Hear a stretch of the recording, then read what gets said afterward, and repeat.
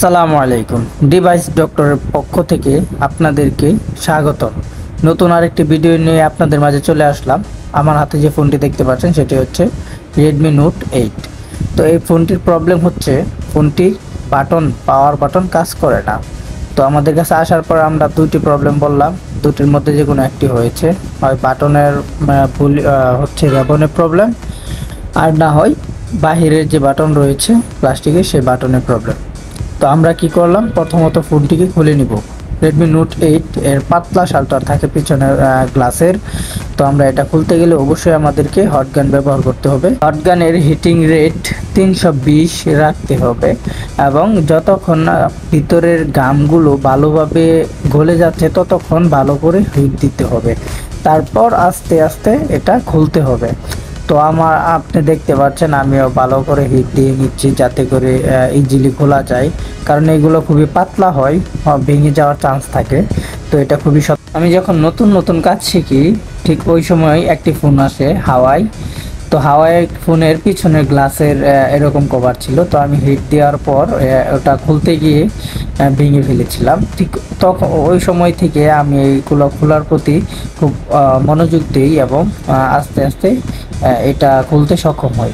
তো আমি দেখতে পাচ্ছেন আমার যে নোটের প্রবলেমটা ছিল সেই প্রবলেমের প্রথম ধাপ পার হয়ে গেছি এবং এখন আমরা সেই যে বাটন রয়েছে, বাটনের যে লকটা রয়েছে সেই লকটা এখন আমরা খুলবো। তো গাম আছে, গামগুলো পরিষ্কার করে নিচ্ছি, তারপর লকটাকে খুলে ফেলবো। তো লক খুলতে গেলে আমাকে পিছনের যে মাদারবোর্ডের যে শেলটা রয়েছে সেটা আমাদের খুলতে হবে। তো মাদারবোর্ডের শেলটা আমরা খুলে নিচ্ছি।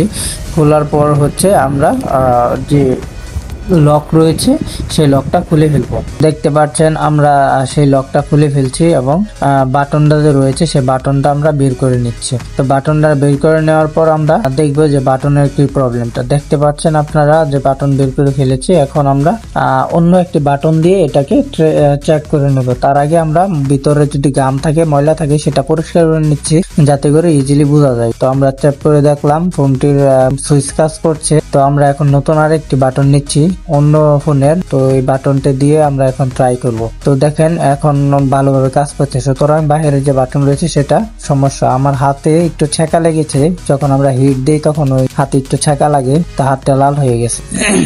তো এখন আমরা নতুন আরেক বাটন নিয়ে আসছি ফোনের জন্য। তো নতুন বাটনগুলো এখন লাগাবো। তো নতুন বাটনগুলো লাগাচ্ছি।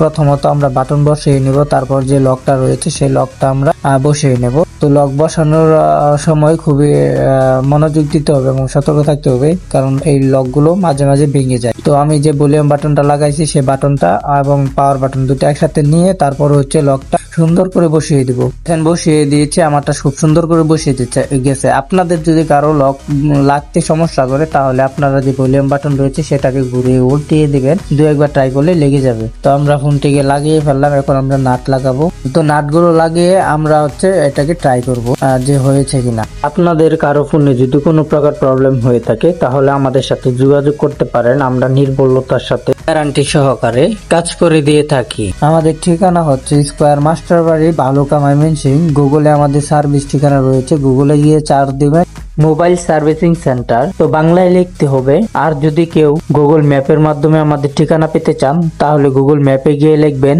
Mobile servicing centre square master বাড়ি, তাহলে আমাদের ঠিকানা চলে আসবে এবং আমাদেরকে ম্যাপে দেখায় দিবে। এছাড়া ভিডিও ডেসক্রিপশন বক্সে আমাদের পেজের লিংক এবং হোয়াটসঅ্যাপ নাম্বার দেওয়া রয়েছে। যারা অনলাইনে কাজ করাতে চান তারা আমাদেরকে নক দিতে পারেন। তো আপনারা এভাবে আমাদের কাছে চলে আসতে পারেন। ভিডিওটি ভালো লাগলে লাইক, কমেন্ট, শেয়ার করে দিবেন এবং অন্যকে জানার সুযোগ করে দিবেন। ধন্যবাদ।